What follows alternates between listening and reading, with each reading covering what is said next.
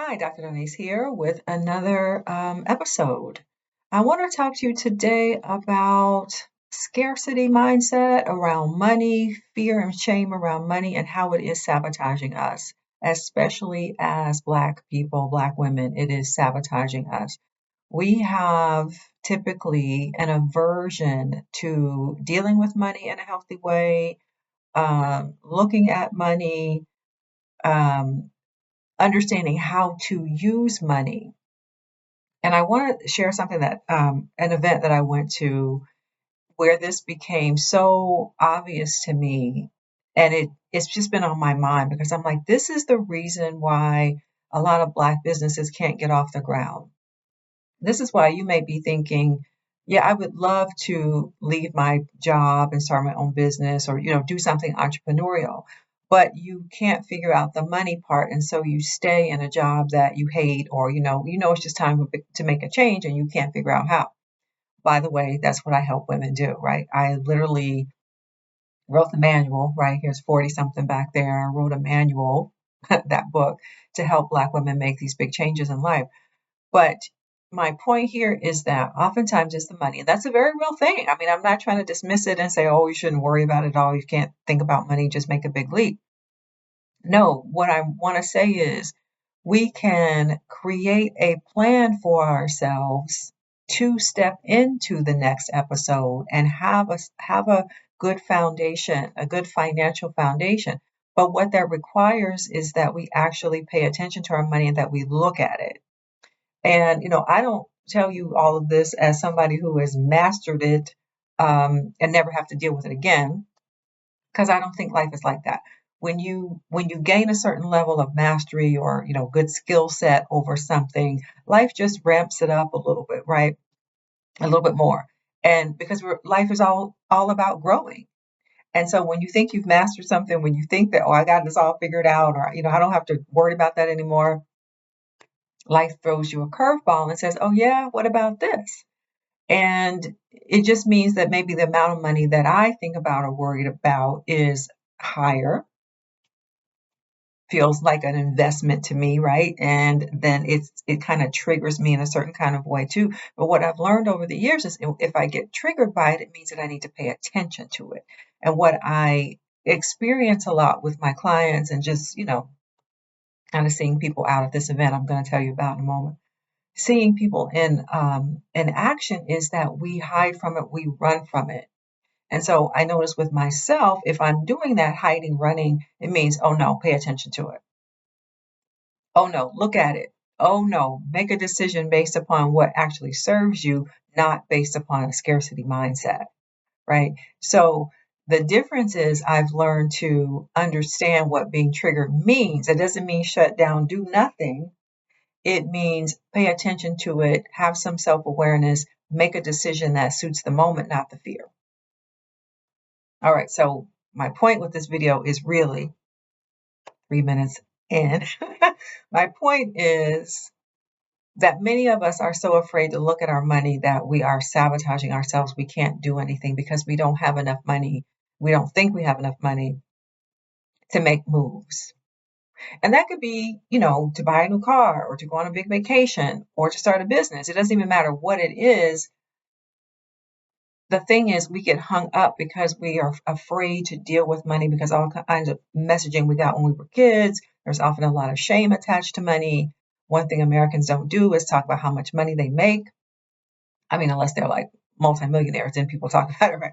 But like, you wouldn't ask your neighbor, or you wouldn't go to a party, family reunion, be like, well, how much money do you make? Like, let me see your tax returns. Like, we don't really ask people about their money like that. We kind of look at the way people live and, we kind of get a general idea. You're middle class, upper middle class, wealthy people. But we don't ask people, how much money you make? In other countries, a lot of times they do because it's not considered like a reflection of who you are. In America, our money tends to be a reflection of who we are. And, capitalism works that way in America. Anyway, so I went to this event and it was a mixer for African American small business owners. And so it was an event and people were socializing, mixing, exchanging business cards. Yes, still business cards, y'all, business cards. Put a card in the bowl. You're gonna have a raffle. People are meeting, mingling. For one thing, now this is an example of professionalism as well. The person hosting had a DJ. The music was very loud. They had a bar.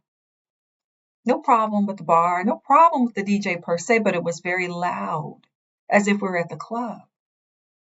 I like to be at the club sometimes. I like to dance, right? But this wasn't that. They said this was a business mixer. So already, what's going on here really? How serious are we taking this thing that we call entrepreneurship and being business minded?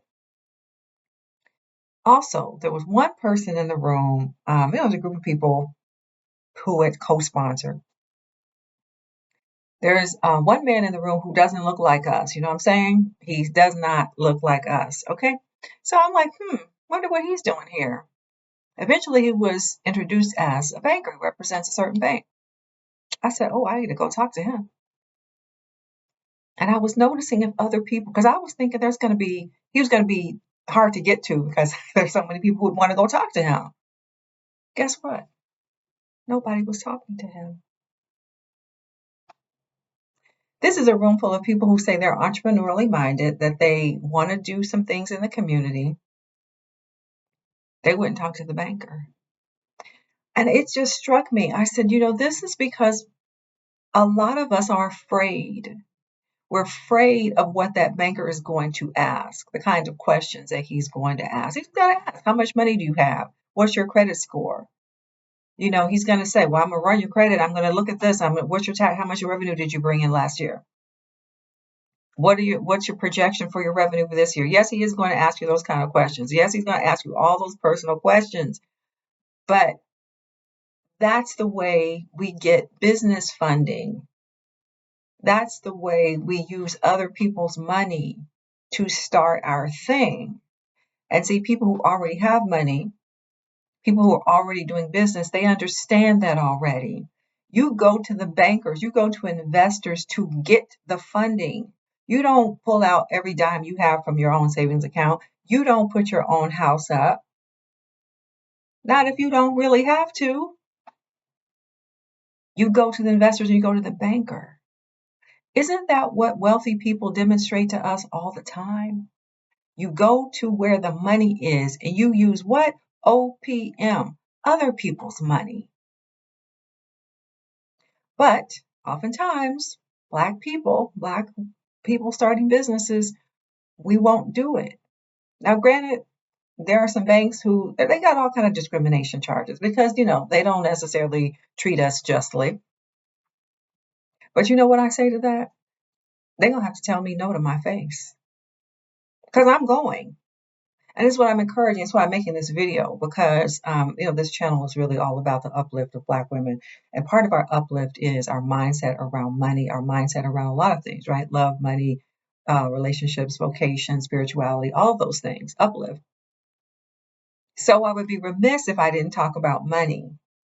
And especially for those of us who think about doing something more as we step into our midlife years and beyond, and we think about what do I want to create in the next decades coming up? What about your retirement? What are you trying to create out here? Well, in order to create it, one thing that you might consider doing is going to the bank and talking to bankers about lines of credit, business credit cards, about sponsorship. If you're doing work in the community, you want to do work in the community, banks sponsor people doing that, right? That means they give you the money to do it. You don't have to put up any of your own money. But we have to be brave enough to make the acquaintance of the banker, to set up an appointment, go in, sit down with them and say, yeah, here's all my stuff. I told them right there. I was standing right there. The music was blasting. I said, how do I get a meeting with you? Because I would like to talk about some funding. Here's what I do. Here's my credit score. I just told them straight off. Here's my credit score. Here's the kind of revenue I'm looking at bringing in for this year.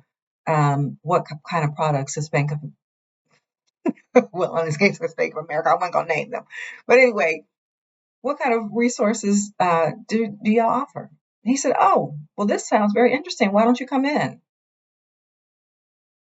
I said, so my point is, I know that a lot of us have fears around and shame. Let's just tell the truth. Shame because we think that we're going to be made to feel bad that we don't have enough or that we've got a low score or that there's been a bankruptcy in the past or whatever there's been. It doesn't even matter what exactly because we've just learned to attach so much of our personal identity with money that we're chained up by it. And so even when there's an opportunity right in front of us, we won't go forward. And I mean, when I looked around that room, nobody was even like looking. Nobody. He was leaving. He was leaving. I said, let me go. I cut him off. He was shaking some hands. He was headed for the door. I was like, whew, excuse me, sir. So again, what am I saying? A lot of times we let our own scarcity mindset, our own fears of growth, sabotage us from doing the actual thing, from actually growing. Money, funding is right there. And what are you doing? Over here getting another drink, or you over here talking to the DJ or whatever you're doing. There's money right here for your thing.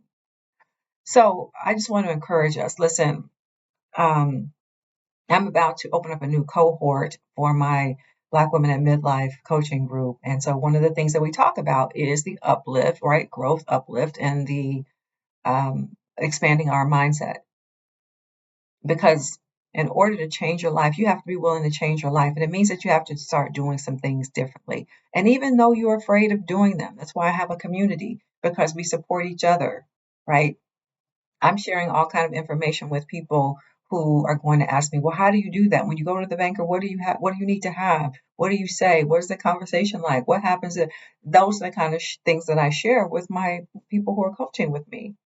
So you'll find in the description box a link to blackwomenatmidlife.com and click on through and you'll watch another video of me talking about something else, right? Some more the next level of inspiration, hopefully, but the next level of what you need to know about joining that group. So please watch that video and it'll answer some of the questions for you. And I will be back soon with another video. Bye for now.